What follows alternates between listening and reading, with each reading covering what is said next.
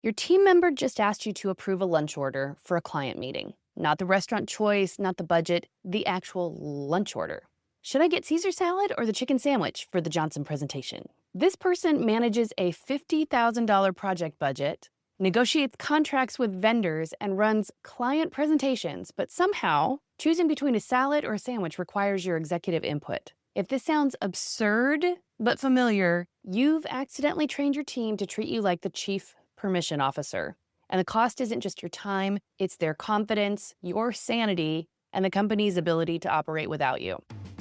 You're listening to She's That Founder, the show that helps ambitious women stop drowning in decisions and start owning their CEO seat with a little AI magic. I'm Dawn Andrews, and today we're talking about the 2-minute rule. How to train your team to stop asking permission for everything and start making decisions with confidence. And by the end of this episode, you'll understand 3 key things. First, why smart, capable people suddenly become helpless decision avoiders when they work for you, and why this pattern actually indicates respect, not incompetence. Second, you'll learn the 2-minute rule framework and 3 AI systems that train your team to distinguish between decisions they can make and decisions that need your input. And third, you'll learn how to have permission-to-autonomy conversations that shift your team from asking to acting without losing quality control or creating chaos. Sounds pretty good, right? Well, here's how this whole thing came about. I discovered this pattern during a coaching call with my client Rose, who runs a financial consulting firm.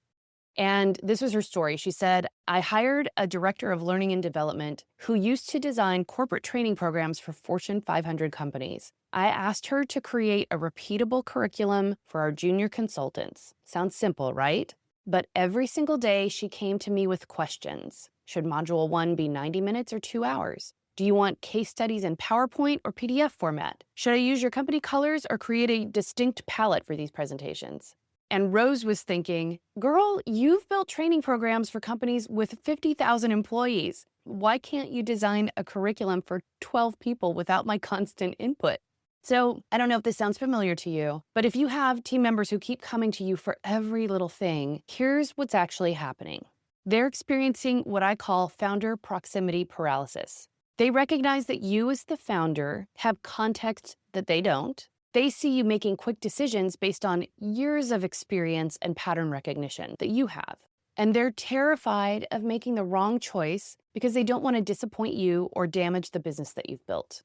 And so they default to asking instead of acting, not because they're incompetent, but because they respect your expertise and are afraid of overstepping. The problem is, you've accidentally created a system where asking permission feels safer than taking responsibility. And every time you approve that lunch order or meeting format choice, you're reinforcing that dynamic.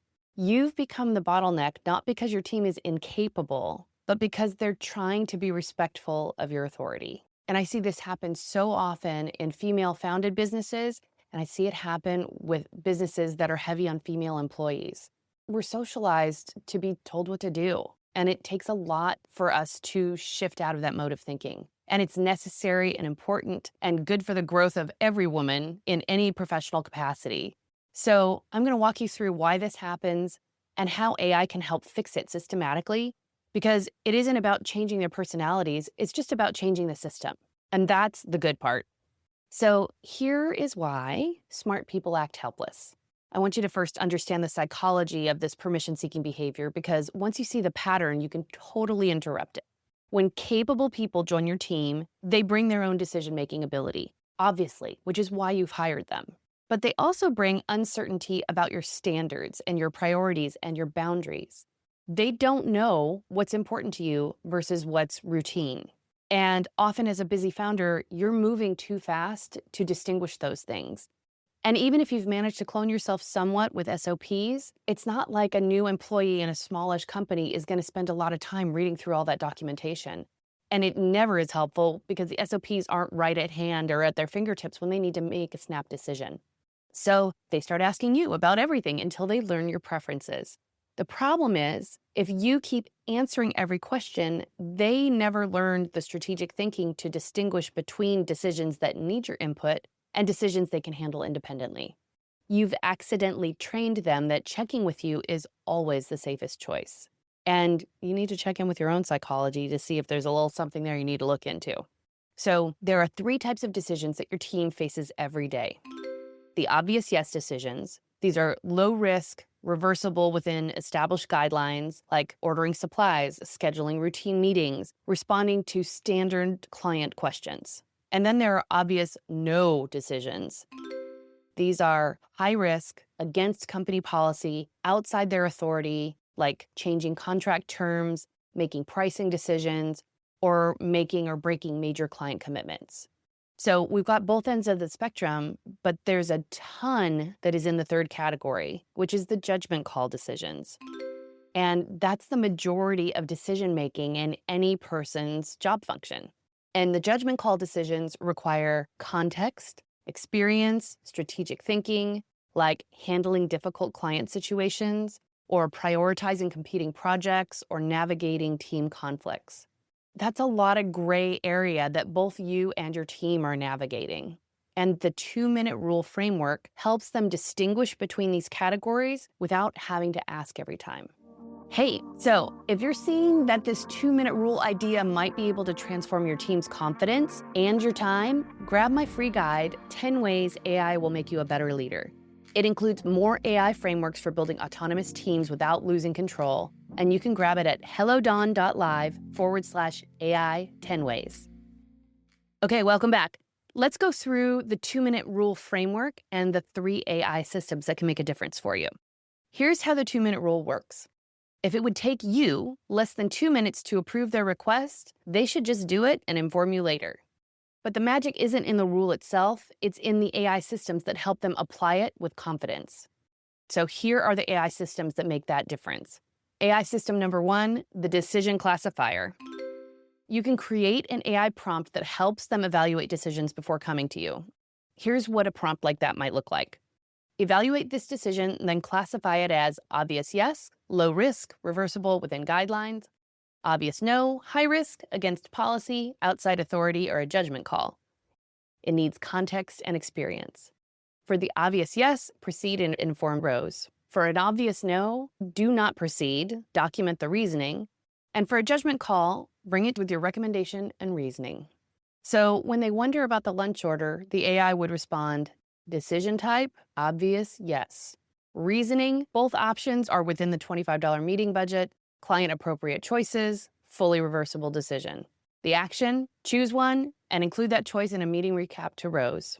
So it may seem silly to create this AI to help them sort decisions out, but it's a great starting point to set this up and test it to see what starts to happen with your team and to see how much time it reduces their engagement with you on things that they could probably handle themselves.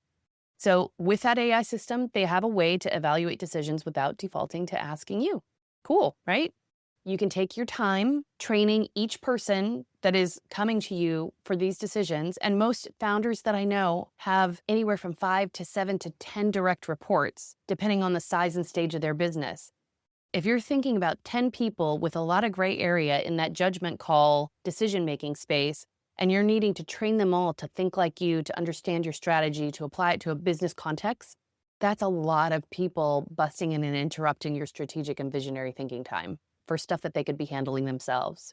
So here's a second AI system you might want to try, and it's the Confidence Builder.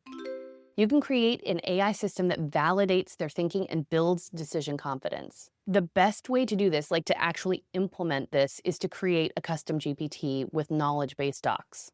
You can put all your SOPs in there so that they inform the decision-making. You can put your business strategy for the year, your revenue goals, KPIs, etc. And then you basically have cloned the strategic part of yourself, and you use that custom GPT for your team members to ask before they come to you.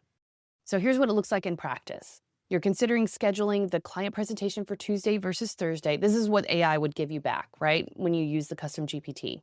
You're considering scheduling the client presentation for Tuesday versus Thursday. Based on company guidelines, this appears to be within your authority because both dates meet the 1-week advance notice policy, the client has expressed flexibility, and there's no conflicting team commitments. Potential risks, low. Recommended action, proceed with Tuesday, confirm 24 hours prior, confidence level, 95%.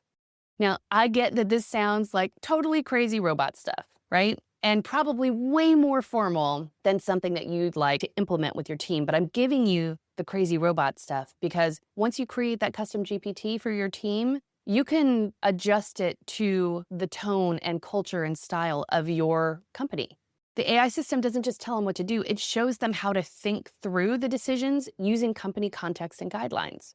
And let me just tell you, in putting all of this together, the amount of clarity that you come to about what's important to you both as a leader, but also for the culture of the company and your goals is extraordinary. The experience of it is really game-changing and levels up how your business operates. So really strongly consider creating that custom GPT, because what happens is then your team can start developing that same decision-making framework that you use instead of just asking you for your conclusions. And that's worth its weight in gold.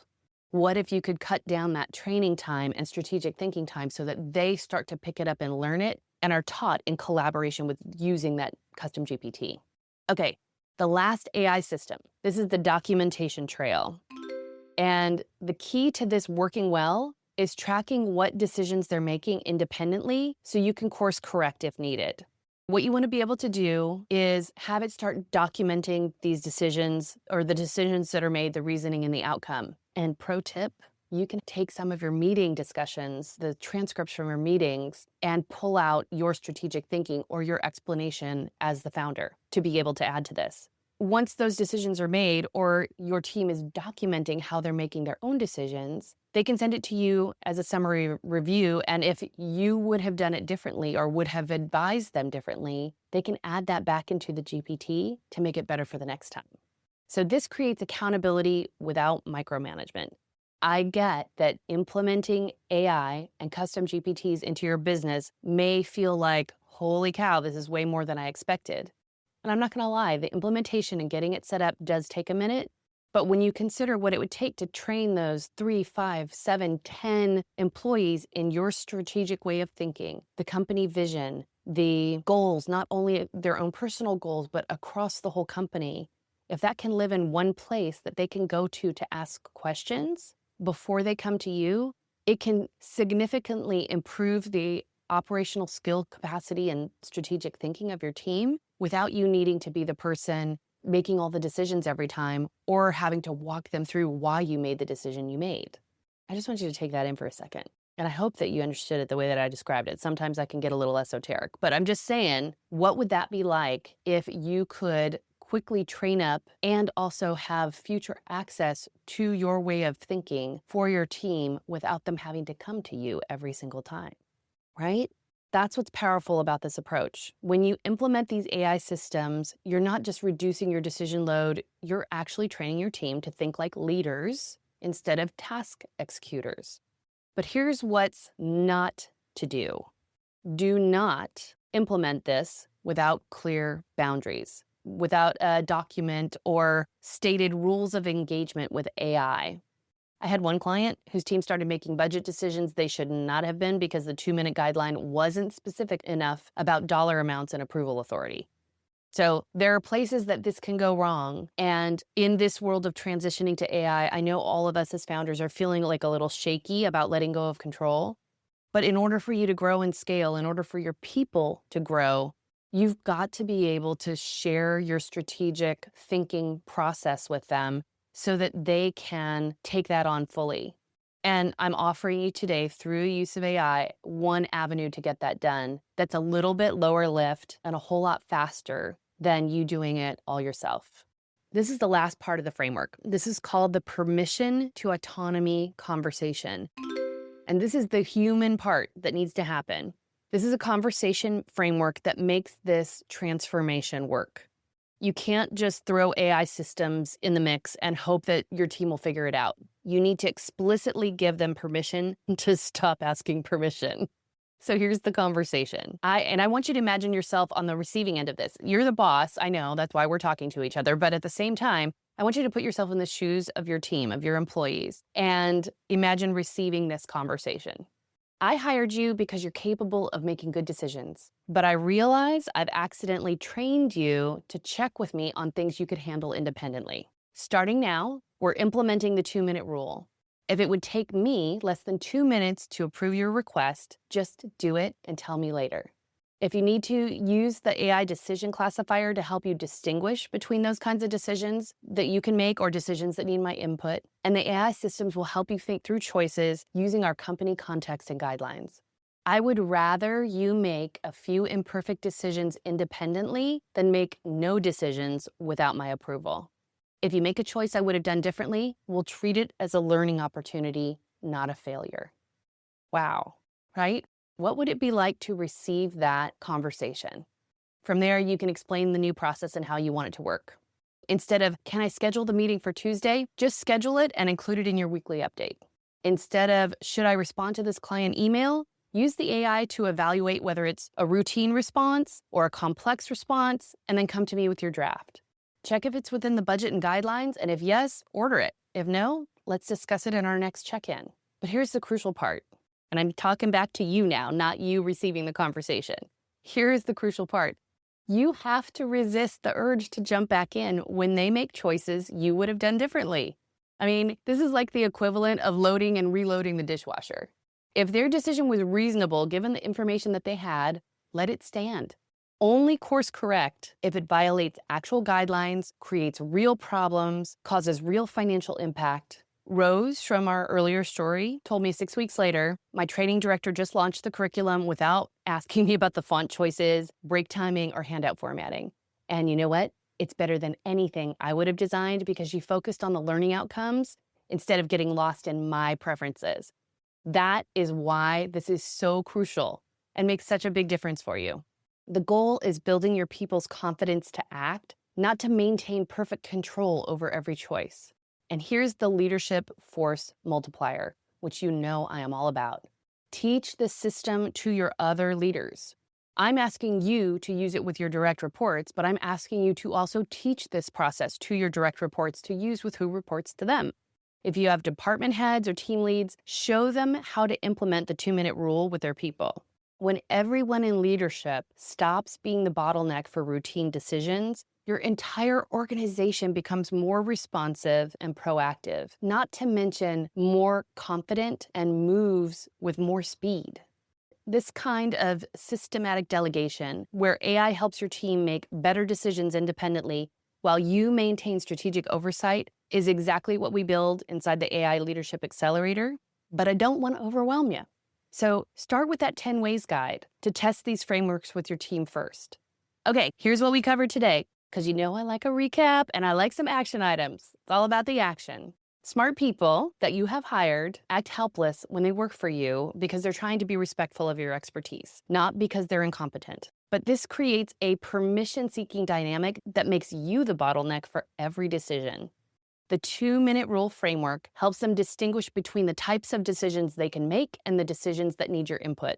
And then the 3 AI systems that you can put into a custom GPT, the decision classifier, the confidence builder, and the documentation trail, give them the tools they need to apply these rules systematically based on your important company information. And then finally, the permission-to-autonomy conversation explicitly shifts them from asking to acting with AI support and learning-focused feedback that has their back. So here's your action steps for this week. Notice how many questions you get that would take you less than 2 minutes to approve. What's the volume? Pick one team member and have that permission-to-autonomy conversation. Implement the AI decision classifier for one category of decisions they ask about frequently. And if you're not ready to implement AI, just create a document, an SOP, something to acknowledge the distinctions. And then watch how their confidence grows when they have clear frameworks for independent decision-making instead of just hoping they're doing what you want. If you're ready to stop being the chief permission officer and start building a team that acts with confidence, grab that report, 10 Ways AI Will Make You a Better Leader. You can find it at hellodon.live/AI 10 Ways. You'll get AI frameworks that build team autonomy without losing quality control, because your job isn't to approve every decision. It's to build people that can make good decisions independently. That's how you scale leadership beyond yourself. Whew, we got right into it today, and I hope that it's left you feeling more empowered and like there's some possibility of getting above the fray with all the tiny decision-making questions that come your way and the interruptions that always go with it. I just want you to know you're amazing, you've got this, AI can be really easy to bring into your business and can change your life for the better. So have confidence, have courage, and take that next action step. I'll catch you next time, Lovey.